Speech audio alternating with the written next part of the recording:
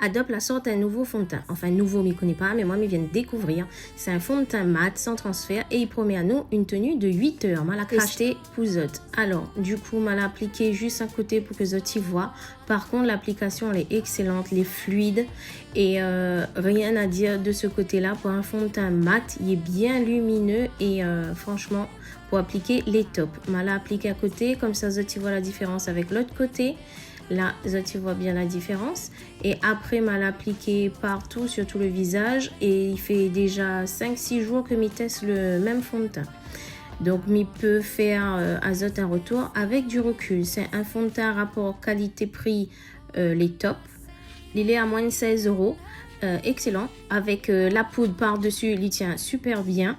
Mais il faut avoir une bonne poudre quand même pour bien matifier le teint. Là, tu vois qu'il n'y a pas rien sur le sopalin.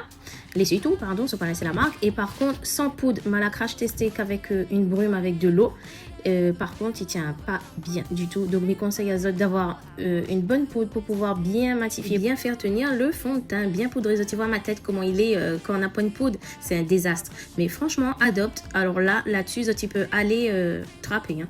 Moins de 16 euros, rapport qualité-prix, reste à Zot juste à chercher une bonne poudre. Il veut que Zot, il en commentaire si Zot, il veut que m'y teste avec mon fond de teint Estée Lauder, que est vraiment sans transfert et qu'on n'a pas besoin forcément de poudre pour que Zot, il voit la différence entre les deux. Et c'est pas du tout le même prix.